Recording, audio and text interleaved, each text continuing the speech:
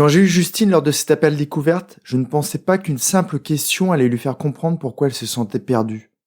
Elle s'est simplement rendue compte qu'elle avait tout misé sur un de ses rôles, un seul, et que ce dernier allait disparaître d'ici quelques mois. Je vais te raconter cet appel en détail d'ici 1 minute. La vie ressemble à un jeu. Plus on avance, plus on endosse des rôles différents.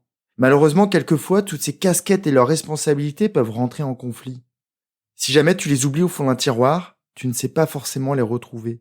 Ou alors, quand tu te mets à les chercher, il est déjà trop tard.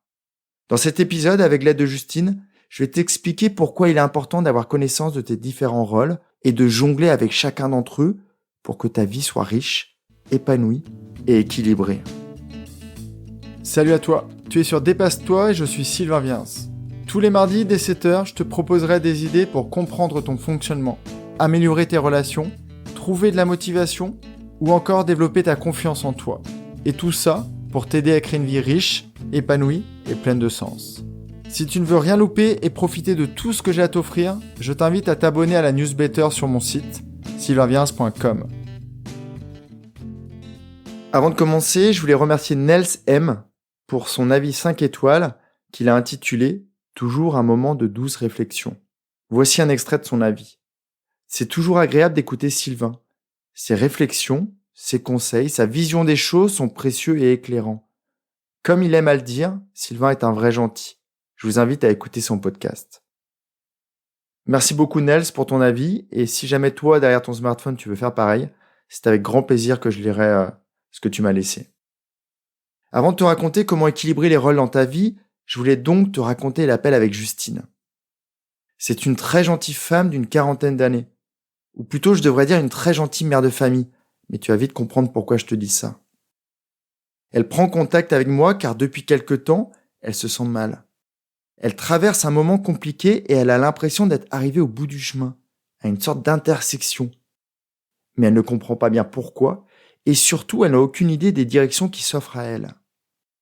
Concrètement, elle s'embête à son travail et le considère comme quelque chose d'alimentaire. Elle gagne bien sa vie, mais elle n'y accorde aucune importance. Elle n'y prend aucun plaisir.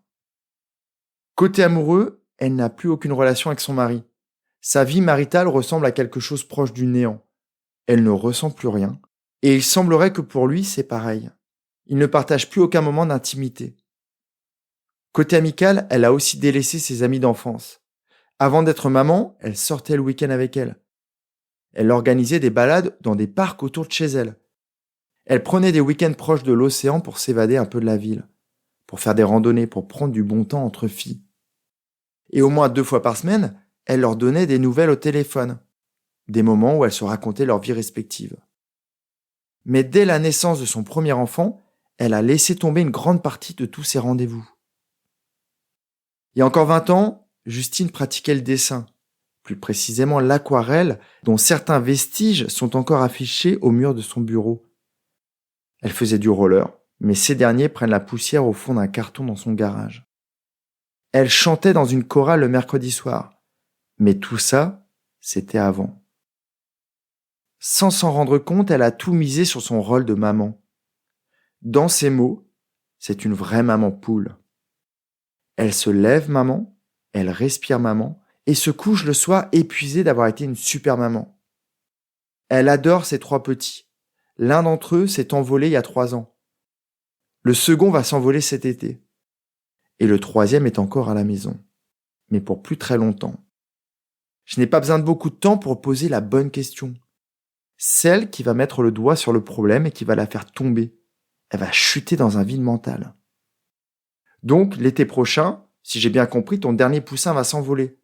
À quel domaine de ta vie vas-tu accorder de l'importance ? Là, c'est un grand blanc qui s'installe. Exceptionnellement, je n'ai pas l'image, donc j'ai cru que je l'avais perdu. Allô, Justine ? Et là, j'entends un très très timide petit oui.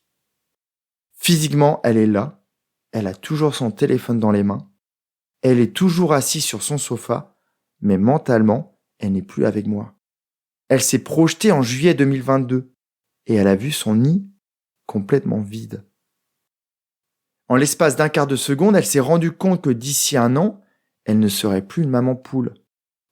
Alors la question qui a dû la percuter. Que vais-je faire de mes journées et de mes week-ends. Concrètement, cette question l'a fait tomber dans un puits sans fond et elle a compris pourquoi elle se sentait si mal. À la fin de l'épisode, je te donnerai les questions que je lui ai proposées. A contrario, certaines personnes ont conscience de tout ça et savent qu'à travers les âges, à travers les différentes périodes de leur vie, il est important d'équilibrer ces rôles. Il n'y a pas de recette miracle. Peut-être qu'entre 25 et 35 ans, tu as peut-être privilégié le travail et les amis, sans oublier ta famille et tes propres besoins. Entre 35 et 50 ans, tu as peut-être privilégié la famille et le travail, mais sans oublier le reste, et ainsi de suite. Quand tu prends conscience de ça, tu ne risques pas d'avoir de trous dans la raquette. Toutes tes périodes de la vie vont être équilibrées. Ça te permet aussi de traverser plus sereinement les tempêtes de la vie, les séparations, les pertes d'emploi, les envols de tes enfants. Tu as compris le thème de l'épisode, mais laisse-moi encore t'éclaircir les choses. Certaines personnes misent tout sur une de leurs casquettes. Les unes sur le travail. Elles y passent des heures, ne coupent jamais, bossent le week-end, accordent toute leur énergie à leur manager plutôt qu'à leur conjoint, en oublient quelquefois même leurs enfants. Et quand tu les questionnes sur qui elles sont, elles te répondent « Je suis mon poste ». Mais le jour où elles tombent au chômage, le jour où elles arrivent au moment de la retraite, ou le jour où elles se font mettre au placard, elles dépérissent. D'autres, comme Justine, accordent tout leur temps et toute leur énergie à leur rôle de parent. Quelquefois, ces personnes en oublient ce qu'elles aimaient faire avant.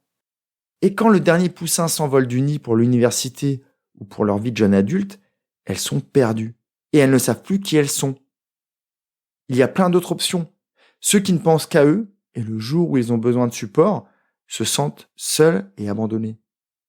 Il y a ceux qui ne pensent qu'à leurs amis, et quand chacun d'entre eux trouve un amoureux et fonde leur famille, ils se sentent seuls et n'ont plus rien à faire.